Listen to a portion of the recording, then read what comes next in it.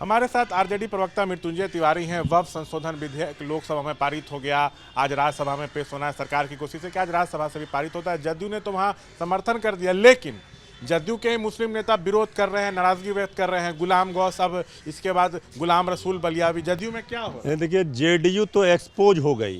वक्फ संशोधन बिल पर जो समर्थन किया और जो जेडीयू का पार्लियामेंट में लोकसभा में भाषण हुआ है, यह स्पष्ट हो गया कि अब सिर्फ बीजेपी में विलय करना बाकी रह गया है जेडीयू का। और जेडीयू के नेताओं के अंदर भारी नाराजगी है और भारी टूट होने वाली है जेडीयू में। जिस तरह से विरोध के स्वर उठ रहे हैं दोनों सदनों के नेता और जेडीयू के कई वरिष्ठ नेता, इस पर खुले तौर पर अपना आपत्ति दर्ज कर रहे हैं। जो तथाकथित सेकुलरिज्म का चोला ओढ़े हुए थे वो बेनकाब हो गए। अब तो बीजेपी ने ये सहयोगी दलों को सबको निगल लिया, इस बिल के माध्यम से एक्सपोज कर दिया।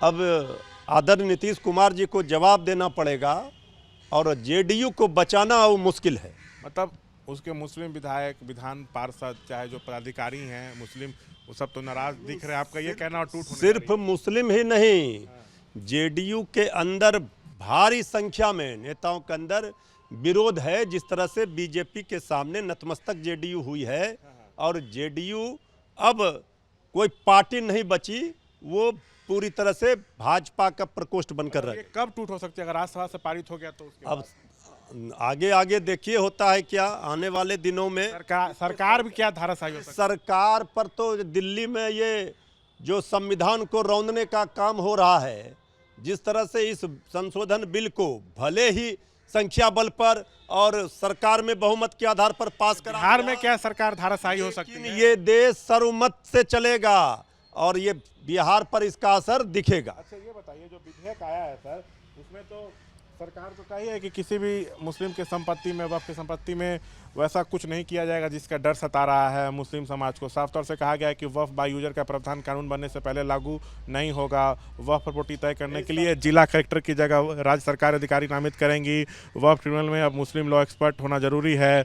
इसके अलावा वक्फ में धार्मिक क्रियाकलाप चलाने के लिए गैर मुस्लिमों को नहीं रखा जाएगा। सरकार तो सब कुछ कर रही है, यहाँ तक कही कि यह अधिनियम मुसलमानों के धार्मिक आचरण, उनके द्वारा दान की गई संपत्ति में हस्तक्षेप नहीं करेगा। देखिए, सरकार अपने बचाव में भले ये सब दलील दे रही हो, लेकिन सरकार का तो कहीं पर निगाह है, कहीं पर निशाना। जिसके लिए आप ये बिल ला रहे हैं, जिस धर्म क्या कहता है संप्रदाय के लिए, जिस मुसलमान राज्यसभा में सब विरोध करें, जो आप लोग के लाइक माइंडेड पार्टीज लोकसभा में हुआ है। और सभी लोग जो भी थोड़ा संविधान में, देश की धर्मनिरपेक्षता में विश्वास करते हैं, सभी नेताओं को इसका पुरजोर तरीके से विरोध करना चाहिए। आप नीतीश से कहना चाहेंगे अगर पार्टी बचाना है तो राज्यसभा में समर्थन? ये मनमानी और हिटलर शाही जो कर रही है केंद्र की सरकार मोदी जी की, इसका विरोध जो नहीं करेगा, आने वाले दिनों में उसका हिसाब जनता को देना होगा। तब बच सकती है आपके नज़र में, जब अगर राज्यसभा में इसका विरोध किया? जेडीयू तो पूरी तरह से, हमने कहा कि ये भाजपाई हो गई है। अब जेडीयू का कोई मतलब नहीं रहा।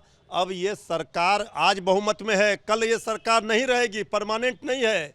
लेकिन जवाब देना पड़ेगा देश की जनता को, जो लोग इस तरह से बीजेपी के सामने नतमस्तक हुए हैं, संविधान के खिलाफ जो काम हुआ है उसका समर्थन किए हैं। तो ये थे मृत्युंजय तिवारी, जो साफ तौर से कह रहे हैं कि जदयू जो है टूट जाएगी। उसके मुस्लिम के साथ साथ जो गैर मुस्लिम नेता हैं उनमें भी नाराज़गी है और सरकार भी धाराशायी हो सकती है। दावा आरजेडी की तरफ से किया जा रहा है।